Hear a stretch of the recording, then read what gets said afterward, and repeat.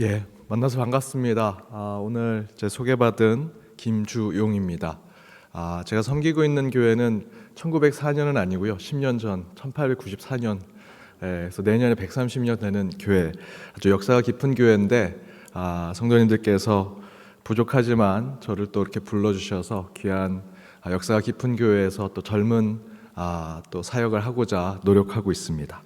그 가운데 제가 외국에 있다가 한국에 와서 연동교회라는 곳에서 이제 사역을 시작할 때 오랜만에 친구를 만났습니다. 그 친구가 제가 목사인지도 모르고 저한테 이런 얘기를 했습니다. 너 아직도 교회 다니냐? 라고 얘기하더라고요. 그 얘기를 들으면서 교회를 다니고 크리스찬으로 한국에서 사는 것에 대한 인식이 지금 이렇게 되어 있구나 라는 생각을 하게 되었습니다.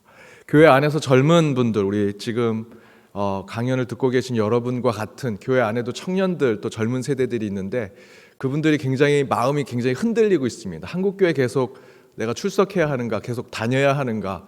왜냐하면 주변에 있는 친구들이 계속해서 너 아직도 교회 다니냐, 너 아직도 그리스도인으로 사냐라고 하는 얘기를 듣는다라고 합니다. 도대체 한국교회가 뭐가 문제일까라는 생각을 하면서 그 한국교회 안에 있는 제가 도대체 이 문제를 어떻게 생각해야 할까 하면서 특별히 우리 세종대 채플 강연에 초청을 받으면서 한번 깊이 생각을 해보았습니다. 저는 그 문제가 세상과 소통하는 교회가 되지 못했다. 그래서 세상과 소통하는 기독교적인 세계관을 우리가 가져야 되겠다라는 생각을 했습니다. 단순히 교회 안에 있는 크리스찬들뿐만 아니라 더불어 교회 밖에 있는 분들도 우리 기독교에 대한 생각들을 같이 나누는 것이 필요하지 않을까라는 생각을 했습니다.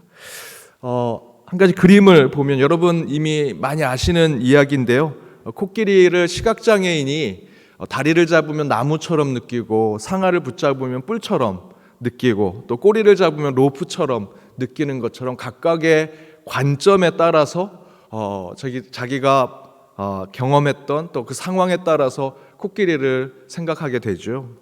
좀 더 구체적으로 살펴보면 왼쪽에 있는 그림을 보면 무인도에 표류가 된 사람이 보트가 오는 것을 보면서 그 보트는 나를 구출해 주러 오는구나 라고 생각하지만 거꾸로 조난당한 배에 있는 사람이 그 무인도를 보게 되면 이런 생각을 하겠죠. 내가 이제 저 땅에 가면 구원을 받을 수 있겠다. 서로의 처한 상황 또한 자신이 경험하고 있는 상황에 따라서 다른 관점, 다른 시각을 갖게 된다라는 것입니다.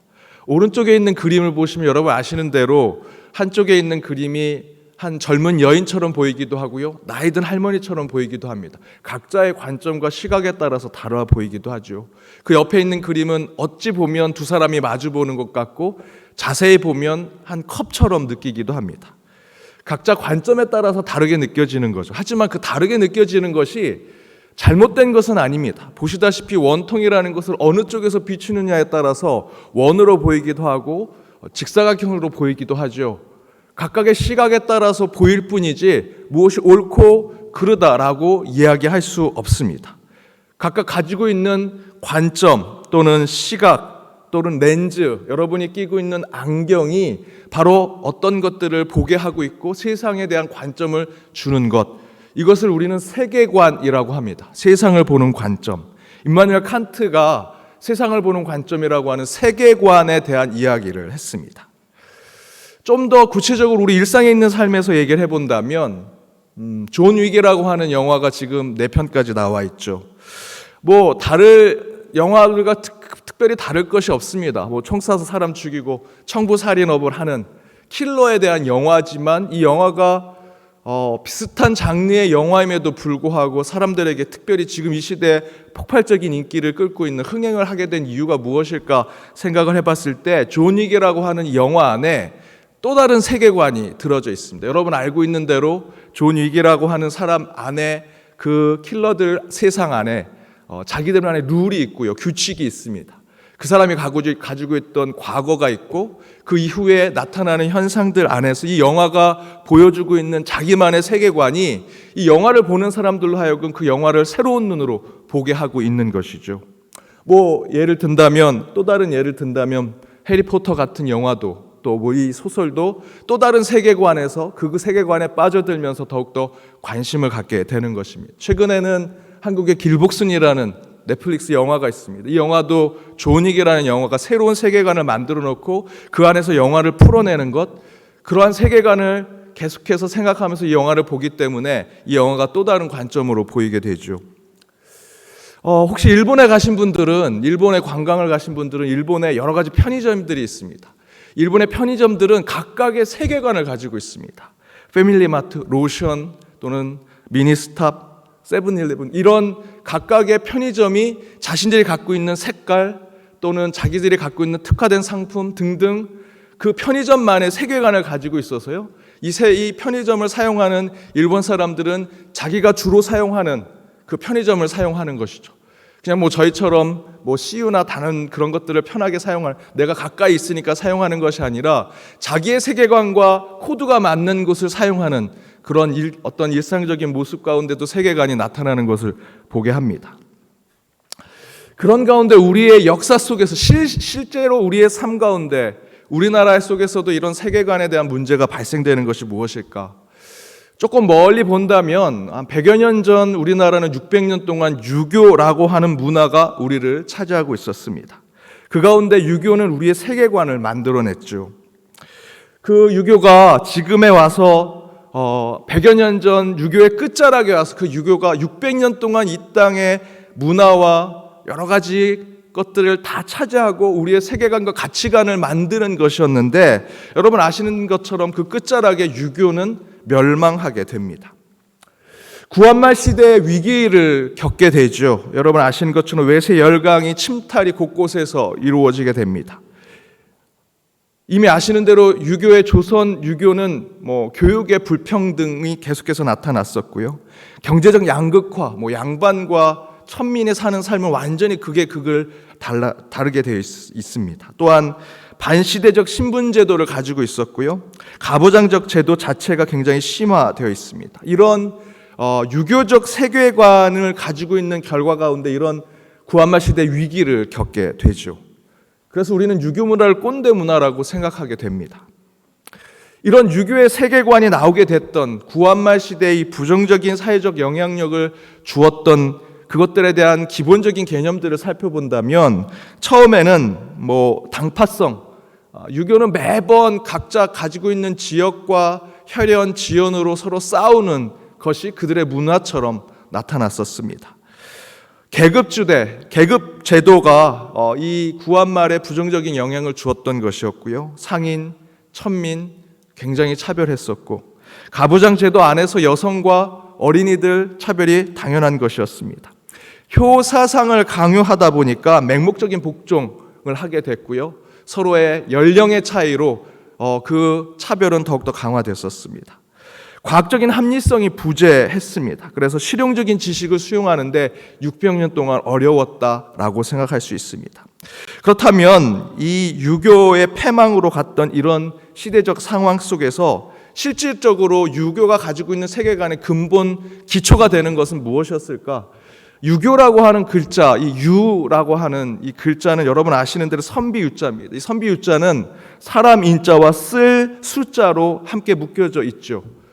그러니까 사람이 어느 한 곳에 쓰여져야 한다라는 것, 곧 내가 가지고 있는 위치에서 사람다운 삶을 살아간다. 말은 굉장히 좋지만 사실상 이것이 제도나 정치나 경제에 들어가서 우리의 삶을 이야기할 때 어떤 얘기가 되냐면, 유교는 노예면 노예다운 삶을 살아가고, 선비는 선비다운 삶을 살아가고, 신하는 신하다운 삶을 살아가고, 왕은 왕다운 삶을 살아가야 된다라는 것에 경직되고 고정된 사회 구조를 만들어내는 것이 되었습니다.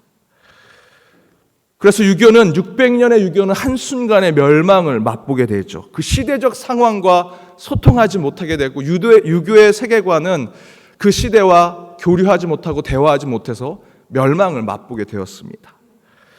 그런데 그 수년 동안에 박해를 받았던 기독교는, 그 유교의 끝자락에서 엄청난 박해를 받았던 기독교는 지금 그 유교의 자리를 차지하고 상당 부분 한국 사회 100년 동안은 기독교가 아주 중요한 역할과 영향력을 가지게 되었습니다.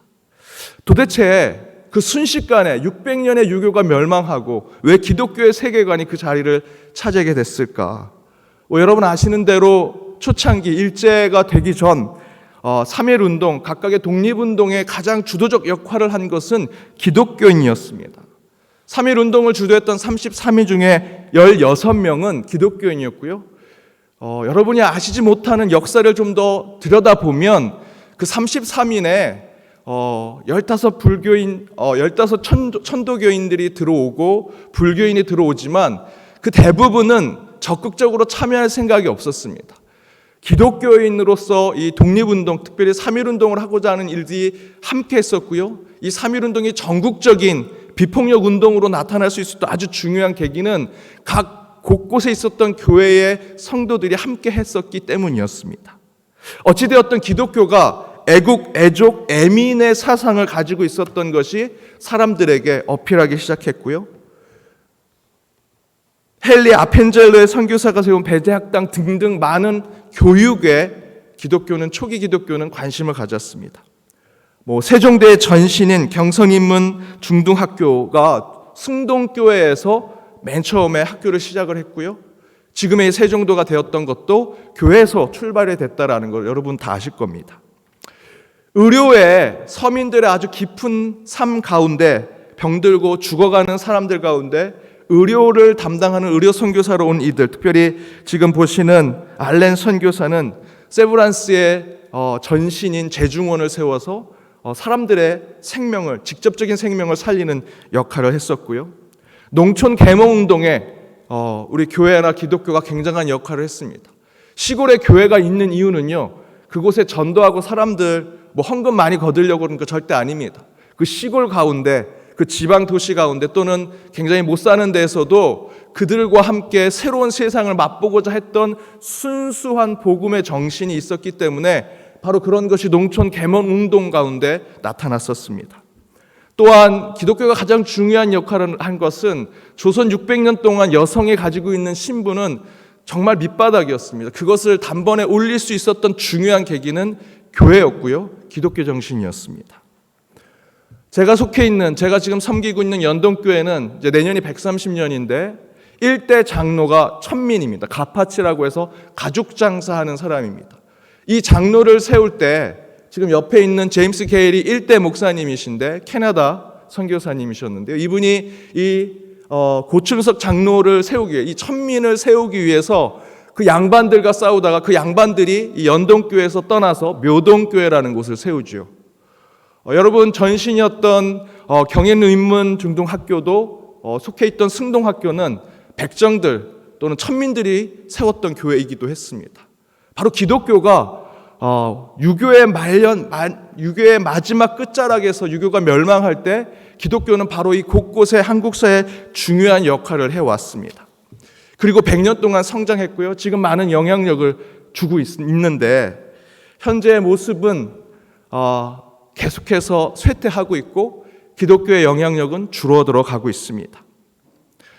통계상 계속 줄어드는 건 당연하고 그 통계가 중요한 것이 아니라 사회적 영향력이 매우 줄어들고 있고요. 한국교회 몰락이 지금 눈에 보일 정도로 나타나고 있습니다. 왜 그럴까 저는 살펴보았습니다. 첫 번째는 전교 유착이죠. 정치와 교회가 유탁되어 있습니다. 옆에 있는 오른쪽에 있는 사진은 전두환 정권이 신군부가 칼과 무기로 총으로 새로운 정권을 차지했을 때 그것을 희석시키고자 이 전두환 정권은 굉장한 역할을 누군가로부터 얻기를 원했습니다. 국민 대부분은 동의하지 않았고요.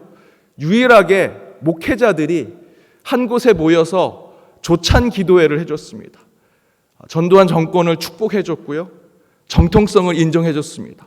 국민 대다수는 인정하지 않았지만 교회 지도자들이 기도해줌으로써 이것을 계속 언론에 비추고 각 교회에서 이 설교를 하고 목회자들이 이것들을 계속해서 드러냄으로써 교회가 잘못된 정권을 인정해주는 모습을 보여주었죠. 지금도 똑같은 모습을 보이고 있습니다. 또한 기복주의, 교회 오는 이유가 돈을 더 벌고 성공하고 그 가운데 더 물질을 채우고자 하는 그런 모습으로 오는 이들이 많이 있죠. 더불어 물질주의에 빠져 있습니다. 물질 만능주의, 교회가 더 높은 첨탑을 세우고 크리스탈로, 외제로 교회를 만들면 더 많은 성도들이 올 것이다 라고 생각하는, 하지만 서구의 교회 여러분 아시는 대로 그런 교회들이 점점점 다른 곳으로 팔려가고요, 술집이 되기도 하고 창고가 되기도 합니다. 한국교회가 이런 물질주의에 빠져 있고요, 내부적으로는 여러분 아시는 대로 대형 교회가 본인이 아버지가 그 교회를 세운 그 교회를 아들에게 물려주는, 다른 이유 없습니다. 성도들이 좋아해서 뽑았다, 또 그 가운데 여러 가지 이유가 있어서 그렇게 했다라고 하지만 다른 거 아닙니다. 그걸 아버지가 아들에게 그 물질을, 그 기업 같은 교회를 넘겨주기 위해서 세습을 하는 겁니다. 이걸 교회가 지금 하고 있고요. 북한의 3대 세습을 비판했던 그 목사가 그대로 자기 자녀에게 그 대형 교회를 물려줍니다. 그런 것이 지금 한국교회 물질 만능주의로 나타나고 있습니다. 더불어 도덕적 타락, 교회 지도자들이 성적인 타락을 보여주고 재정적 파탄을 일으키고 곳곳에 문제를 일으키는 도덕적 타락을 보여주고 있지요. 그런 것들이 교회가 사회적 영향력을 점점 잃어가게 하고 있습니다. 또한 배타주의, 여러분 아시는 대로 지금 이 교회가 알받기 해서 500억 받기로 했다가 뭐가 수가 틀렸는지 지금 또 그곳에서 나오지 않겠다, 500억 받지 않겠다 등등 그런 얘기들을 합니다. 저 넓은 곳에 새로운 보금자리 아파트를 져야 되는데 저 교회 때문에 못 짓고 있죠. 저렇게 하는 교회가 저는 전형적인 상징적인 한국교회 모습을 보여주고 있다고 생각이 듭니다. 우물한 개구리가 되고 자기들끼리만 살아남는 그런 교회의 모습을 비추고 있는 것, 그런 배타주의에 교회가 빠져 있습니다. 마지막은 이기주의입니다. 우리만 살면 되고, 우리만 잘 먹고 잘 살면 되고, 나만 구원받으면 된다라고 생각하는 것이 한국교회 팽배해 있죠. 오른쪽에 있는 그래프는 코로나가 터졌을 때 코로나 확진자 수가 늘어나는 겁니다. 중간에 보시면 갑자기 불쑥 V자가 거꾸로 돼서 뛰어오른 것이 2020년 8월 15일 광화문 집회 이후에 갑자기 확진자가 늘어났던 때입니다. 우리는 알아서 우리가 예배 드리겠다, 비대면 하지 않겠다, 나와서 집회하겠다 해서 나타났던 현상들, 이것이 신앙일 수 있는가, 믿음일 수 있는가라고 하는 것에 우리는 교회가 사회적 영향력을 잃어버리는 것을 볼 수 있게 됐죠. 이런 이기주의가 교회에 팽배해 있습니다. 교회는 지금 다양한 문제로 가지고 있는 세계관의 문제로 인해서 사회적 영향력을 잃어버리고 있고, 숫자적인 감소는 당연하고요, 교회가 어려움을 겪고 있는 것은 사실입니다. 한국교회는 왜 그렇다면 유교의 패망을 그대로 쫓아가고 있는 것일까? 그 가운데 믿음을 묻는 딸에게라고 하는, 이거는 신앙서적은 아닙니다. 그냥 일반 평신도가 되신 크리스찬이 쓴 책인데요, 한번 되신다면 일독을 권면드립니다. 이 책에 이렇게 얘기합니다. 최근 기독교 세계관에 대한 설교를 들을 기회가 있었어요. 그 목사님은 구원받은 그리스도인들은 모두 기독교 세계관으로 무장해 타락하고 세속된 이 세상의 문화를 모두 그리스도께로 돌아오게 해야 한다고 역설했어요. 그 설교를 들으면서 명쾌한 비전과 세상을 바꾸려는 열정과 매력을 느꼈지만 기독교와 관계없는 모든 것들을 가치없는 죄악 덩어리라고 여기는 점에서는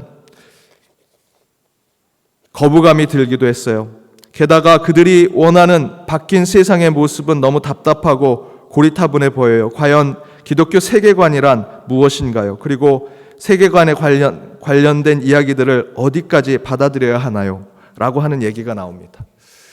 교회에서 목사님들이 설교할 때 우리만 잘 되고, 앞에 얘기했던 기복주의, 이기주의, 도덕적 철학, 물질 만능주의 이런 얘기들을 하죠. 그것이 기독교의 세계관인 양 얘기하면서 성장하고 복받고 성공하는 것만이 신앙이 좋은 것이라고 얘기합니다. 그것이 진정한 기독교의 세계관인가라는 것을 지금 이 딸이 묻고 그 아빠가 이 책을 통해서 설명하고 있는 부분입니다. 이런 고민과 걱정이 나타나는 사회적 결과가 여러분 아시는 대로 수리남이라고 하는 넷플릭스 영화를 보시면 사기치는 사람이 목사로 나옵니다. 사실 제가 보통 지금 왼쪽에 나와 있는 이 목사들이 입는 옷을 보통은 제가 입습니다. 근데 오늘 혹시 여러분들이 오해하실까봐 제가 오늘은 입지 않았는데요. 이 영화에서는 이 사람이 계속 이런 옷을 입고 십자가의 목걸이를 걸면서 사기치고 마약을 하고 하는 모습이 나옵니다. 왜 그렇게 비춰졌을까? 이미 한국교회 또는 한국사회 안에 한국교회와 크리스찬들, 특별히 그 안에 있는 교회 지도자들이 그런 모습을 비추고 있다라는 것을 상징적으로 보여주는 것이죠. 그 옆에 있는 더 글로리, 여러분 잘 아시는 것처럼 이 영화에서도 학교폭력의 그 중심에 서 있는 사람이 기독교인 목사 딸이었고요. 그 목사와 그 교회가 아주 엄청난 부정을 저지르는 일들을 비추고 있습니다. 그걸 단순히 이 두 영화는 기독교의 부정적인 영화다, 교회 안에서는 그렇게 얘기하시는 분들도 있습니다. 이거는 안티 크리스찬 영화라고, 보지 말라고. 하지만 꼭 봐야 할 영화입니다. 지금 한국 사회가 한국 교회를, 또 교인들을, 크리스찬들을 어떻게 보는지를 정확하게 보여주는 영화라고 할 수 있죠. 오징어 게임 안에서도 목사가 나옵니다. 가장 비열한 인간으로 목사가, 기독교인이 나오고요. 또 가장 고통받은 데 있는 사람을 비춰서 그때 처음으로 얘기한 게 예수 믿으세요 라고 얘기하는 표현으로 나오죠. 오징어 게임 안에서의 기독교인도 여전히 지금 저와 여러분이 세상이 느끼는 것과 다를 바 없는 모습으로 비춰주고 있습니다. 여러분은 잘 보지는 못하셨겠지만 세자매라고 하는 영화가 있습니다. 꼭 한번 보기를 권면드립니다. 세자매라고 하는 영화에서는 가정폭력, 앞에서는 제가 더 글로리는 학교폭력의 중심에 기독교인이 있었고요. 가정폭력에 사랑이란 이유로 내 가족을 때리고 폭력을 사용하고 그것이 당연한 것처럼 생각하는 그러한 모습을 비추는 영화로 세 자매가 있습니다. 세 자매 영화도 한번 보시기를 부탁드립니다. 사실 이 영화들 교회에서는요 절대 보지 말라고 얘기합니다. 잘못된 영화라고, 그렇지 않다고. 하지만 세상 사람들이 볼 때는 교회가 그렇게 비춰지고 교회 지도자들, 목사가 그렇게 하고 있다라고 생각하는 것을 그대로 영화로 반영하고 있는 것이죠. 그 가운데 한 가지 영화를 더 추천드립니다. 2007년도 오래된 영화인데요. 이창동 감독의 밀양이라고 하는 영화입니다. 밀양이라는 뜻은 시크릿 선샤인, 태양, 감추어진 태양이라는 뜻입니다.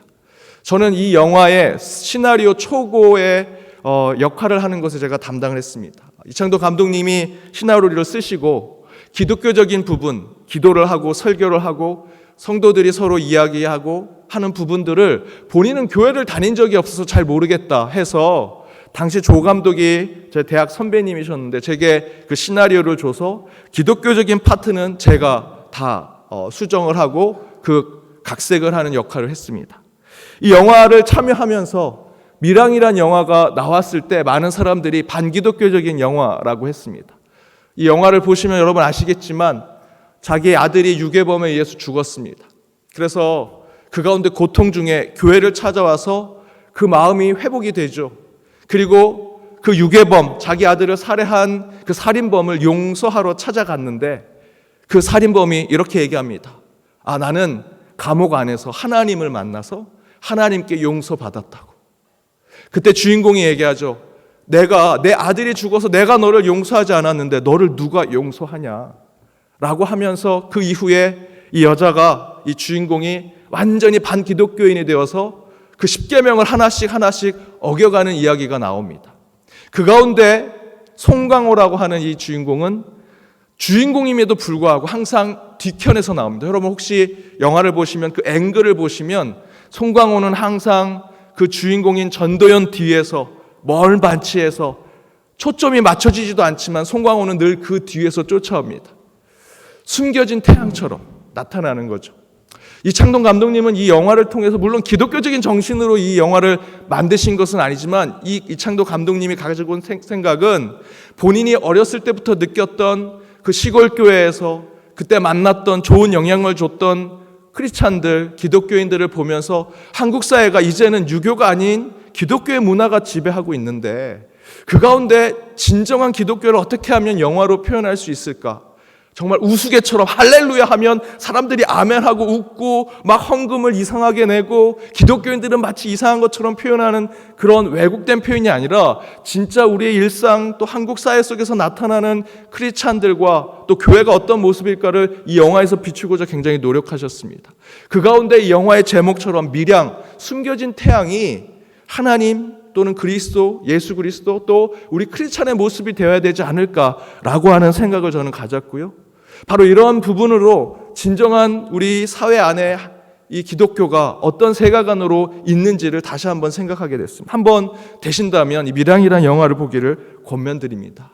그 가운데 그렇다면 지금의 이 어려운 이 한국교회가 가지고 있는 잘못된 왜곡된 세계관을 회복할 수 있는 방법들은 무엇일까? 바른 기독교의 세계관의 회복이 필요한 상황이 되었습니다. 저는 그 가운데 그 회복의 초점을 기독교의 창조론을 통한 바른 세계관을 가져야 한다라고 생각이 듭니다. 가장 처음에 기독교가 얘기하는 성경에서 우리 기독교가 시작된 것이 창조에 대한 이야기라면, 제가 지금 이 시간 여러분께 창조과학을 말씀드리는 것은 절대로 아닙니다. 저도 창조과학을 굉장히 싫어하고요. 창조과학은 매우 잘못된 가짜 학문이라고 생각이 듭니다. 평평한 지구, 여전히 지구는 가만히 있고 해, 달, 별들이 돌고 있다라고 하는 천동설을 주장하고, 지구의 나이가 6,000년 또는 10,000년밖에 되지 않았다라는 허무맹랑한 주장하는 창조과학을 여러분께 말씀드리는 것이 아니라, 과학과 이성을 기반으로 한 그 창조론에 대한 성경은 성경으로 해석할 수 있는 부분 안에서 우리가 어떤 기독교의 바른 세계관을 세울 수 있을지를 함께 나눠보려고 합니다. 그래서 성경을 보시면 첫 번째 창세기 1장 1절과 2절에 이런 얘기가 나옵니다. 태초에 하나님이 천지를 창조하시니라. 땅이 혼돈하고 공허하며 흑암이 깊음 위에 있고 하나님의 영은 수면 위에 운행하시니라 라는 것이 성경을 탁 피면 첫 번째 구절에 이렇게 나옵니다. 이 구절을 가지고 오랜 전통적 신학에서는 이것을 무로부터의 창조의 세계관을 세웠습니다. 크레아티아 엑스 리힐로라고 하는 무로부터의 창조가 아무것도 없는 nothing으로부터 시작됐다. 하나님은 말씀으로 아무것도 없는 것에서 창조를 이루었다라고 얘기합니다. 그래서 많은 사람들이 보는 영어 성경인 NIV라고 하는 성경에 보면 In the beginning, God created the heaven and earth라고 하는 표현으로 저희들이 읽는 한국말 성경과 똑같은 표현을 씁니다. 태초 하나님이 천지를 창조했다. 하지만 미국에서 가장 많은 사람들이 읽고 가장 정확한 해석이라고 보고 있는 NRSV라고 하는 성경에 보면 이렇게 기록되어 있습니다. when이라고 하는 표현을 씁니다. 시간적 표현을 쓰죠. When God began to create the heaven and the earth. 태초에 하나님이 천지를 창조하실 때에 그 가운데 흑암과 공허와 혼돈이 있었다라는 해석으로 표현하고 있습니다. 비교가 되죠. 왜 우리 한국말 성경에는 NIV와 같은 성경으로만 해석을 할까라고 생각하지만 사실은 1장 1절, 창세기 1장 1절과 2절의 해석은 다양한 해석을 품고 있습니다. 따라서 보시면 이렇게 해석할 수 있죠. 태초에 하나님이 천지를 창조하실 때 땅이 혼돈하고 공허하며 흑암이 깊음 위에 있었고 하나님의 영은 수면 위에 운행하신다. 왜 이 다른 해석이 굉장히 우리에게 중요할까? 무슨 의미가 있을까? 무슨 차이가 있을까? 바로 종속절로 사용하고 있다라는 것은 1절이 2절과 분리되어 있다라는 것이 아니라 묶여져 있다는 것입니다. 1절과 2절은 같은 표현입니다. 태초에 하나님이 천지를 창조할 때 아무것도 없는 상황에서 천지를 창조하신 것이 아니라 천지를 창조하실 때 혼돈과 공허와 흑암이 있었다라는 것이죠. 그렇게 생각을 한다면 기독교의 세계관은 다른 관점으로 시작될 수 있습니다. 무에서 시작한 것이 아니라 유에서 시작이 되었다. 다른 표현으로 한다면 혼돈에서 시작이 되었다. 카오스라고 하는 혼돈에서 창조가 되었다라고 얘기할 수 있습니다. 그 가운데 저는 우리 기독교의 세계관을 다시 세울 수 있다라고 생각이 듭니다. 그렇다면 여기서 카오스라고 하는 혼돈, 공허, 흑암은 우리에게 무엇을 얘기하는 것일까? 정말로 하나님이 흑암, 혼돈, 그 가운데 우리를 창조하셨을까라는 것은 그것을 단순히 물리적인 측면에서 보는 것이 아니라 이 성경은 상징적인 의미를 우리에게 보여줍니다. 여기서 케이오스, 혼돈, 공허, 흑암은 관계적 총합을 이야기합니다. 관계적 출발, 관계성에 대한 출발을 얘기하는 거죠. 1절이 종속절로 쓰여 있다면 2절에 그 말씀드렸던 혼돈과 공허와 흑암이 있었다라는 것은 하나님이 창조하실 때 바로 그 혼돈과 공허와 흑암과 함께 관계하면서 서로 교류하면서 교제하면서 그것의 창조가 이루어졌다라는 것이죠. 플렉탈이라고 하는 이론이 있습니다. 혹시 과학을 전공하신 분들은 잘 아시겠지만 자기 유사성을 가진 기하학적인 구조가 계속 반복되는 것을 이야기합니다. 우주론적으로 해석한다면 우주의 개체 안에서 여러분들이 갖고 있는 개체 또는 또 다른 어떤 입자들을 계속해서 탐구하고 깨보고 계속해서 안으로 들여다보면 동일한 개체의 반복들이 일어나고 있는 것을 보게 됩니다. 그것이 프랙탈이라고 하죠. 반복적으로 구성이 되면요, 우리가 볼 때는 서로 떨어져 있는 것, 다른 모양을 가지고 있는 것 같지만 자세히 살펴보면 그것은 서로 연결되어 있는 것을 보게 됩니다. 프랙탈 이론의 가장 베이스가 되는 것이 뭐냐면 일기예보입니다. 일기예보에 여러분 아시는 것처럼 지금 이렇게 날씨가 맑다가 어느 순간에 비가 오게 되죠. 그 비가 오게 되는 가장 중요한 포인트는 인계점입니다. 456.789 쭉 나가다가 0.0001이라고 하는 한 인계점이 넘어갔을 때 갑자기 구름이 만들어지고 구름이 비구름을 만들고 폭풍을 만들어냅니다. 바로 이 프랙탈 이론의 이 현실상으로 우리 과학적 상황 가운데 나타나는 것이 일기예보죠. 여러분 들어보신 것으로 알겠지만 나비 이론이 바로 버터플라이 이펙트가 그런 것입니다.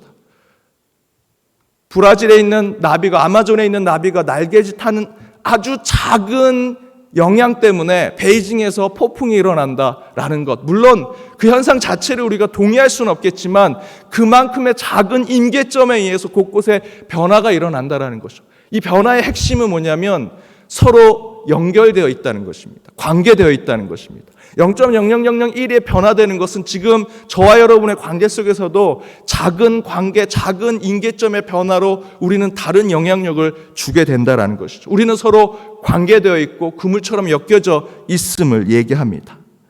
바로 그런 관점에서 다시 세우는 기독교의 세계관은 바로 그 관계로부터 시작된 창조, 아까 말씀드렸던 혼돈과 공허와 흑암에서부터 하나님께서 창조를 시작했다라고 하는 이 성경적 해석으로부터 나아간다면 저희들이 또 다른 기독교의 바른 세계관을 세울 수 있다라고 생각이 듭니다. 무로부터의 창조를 본다면 무로부터의 창조는 유일신론적인 관점에서 대한 이야기를 합니다. 하나의 신에서부터 내려가는 것을 얘기하죠. 그러나 혼돈으로부터의 창조는 바로 삼위일체적인 관점에서 이야기합니다. 제가 이 시간 여러분에게 삼위일체를 설명하는 것은 어려운 일이고요. 하지만 기독교에서 얘기하는 신은 알라나 또는 단 한 사람의 신을 얘기하는 것이 아니라 기독교는 삼위일체, 한 분이 세 분이고 세 분이 한 분인 것을 얘기합니다. 도저히 인간의 말로는 설명할 수 없지만 중요한 것은 기독교는 세 분의 하나님, 그 세 분이 한 분으로 계신다라는 것을 믿고 나아가고 있습니다. 성경이 계속 그것을 증거하고 있고요. 그 가운데 혼돈으로부터의 창조, 관계로부터의 창조는 바로 삼위일체 하나님을 설명하고 있다라고 생각할 수 있습니다. 따라서 이 무로부터의 창조, 단 하나의 신으로부터 나올 때는 신의 전능성, 또한 절대성, 유일성 등을 계속해서 유지하려고 하지만 이 혼돈으로부터의 창조는, 죄송합니다, 제가 눈이 잘 안 보여서, 혼돈으로부터의 창조는 신의 관계성을 얘기하고요, 겸손함, 다양성을 추구합니다. 삼위일체 하나님이 함께 공존해야 하기 때문에 서로 교제하고 친교하고 성부, 성자, 성령의 하나님이 함께하면서 서로가 합의하고 협의하는 그런 신적인 모습을 나타내는 것이죠. 세 번째는 무로부터의 창조는 중앙 집권적인 모습을 이 사회에 드러내지만 이 혼돈으로부터의 창조, 또 삼위일체의 창조, 삼위일체 하나님에 대한 의식을 갖게 된다면 바로 중앙 집권적인 구조가 이 사회에 나타나게 된다. 거기에 또한 무로부터의 창조는 인간 중심적인 가치관의 기초를 가지게 되지만 혼돈으로부터 창조는 생태학적인 관점을 가지게 됩니다. 또한 무로부터의 창조 그리고 한 분의 하나님으로만 생각을 하는 것에는 저희들이 기계론적인 세계관을 출발을 시키지만 혼돈으로부터의 창조는 유기적인 세계관을 생각하게 하고요. 또한 무로부터의 창조는 지배와 통치에 대한 관계를 설명하지만 혼돈으로부터 창조, 그 삼위일체에 대한 세계관을 가지게 된다면 사귐과 협력에 대한 관심을 갖게 됩니다.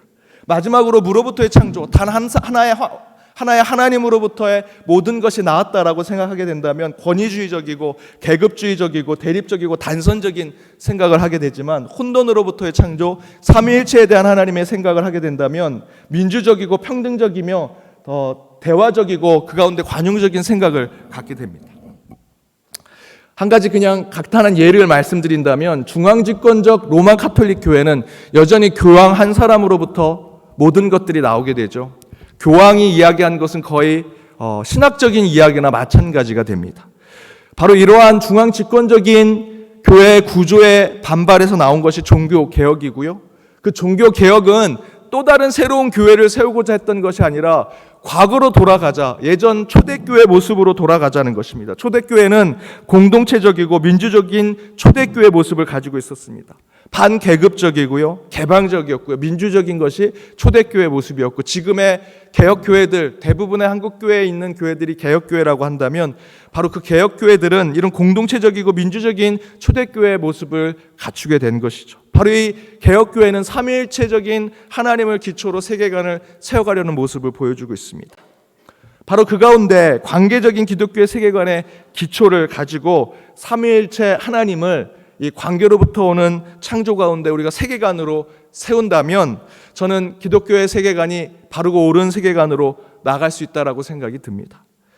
그래서 다시 세우는 기독교적인 세계관은 혐오와 대결이 아닌 환대와 대화가 이루는 기독교가 되어야 하고요. 경쟁과 다툼이 아닌 협력과 화해가 이루어지는 그런 기독교의 세계관, 개별과 지배가 아닌 공동체와 사귐이 있는 기독교적인 세계관, 그리고 방관과 묵인이 아닌 참여와 책임을 갖는 기독교인이 되어야 합니다. 그리고 인간 중심이 아닌 생태 중심의 기독교적 세계관을 가질 때 이제 그동안 유교가 멸망했던 그 모습을 그대로 쫓아가고 있는 한국교회가 변화될 수 있다고 생각이 들고요.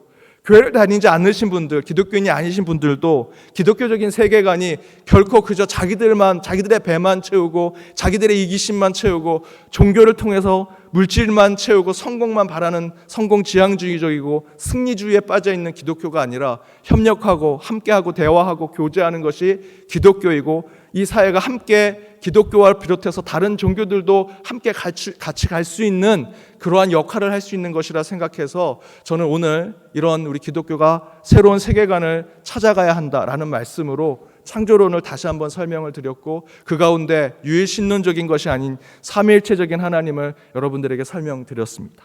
그 가운데 그렇게 새로운 세계관이 세워졌을 때 다시 세상 속에 소통하는 우리 기독교 교회가 될 수 있다고 생각이 들고요. 우리 교회뿐만 아니라 모든 교회를 다니지 않는 모든 분들하고도 소통이 가능하고 대화할 수 있는 교회와 크리스천이 되리라 생각이 듭니다. 이런 기독교의 세계관이 다시 세워져서 다시 교회가 또는 우리 한국 사회가 새로운 또 굉장히 발전적인 부분으로 나아가기를 바랍니다.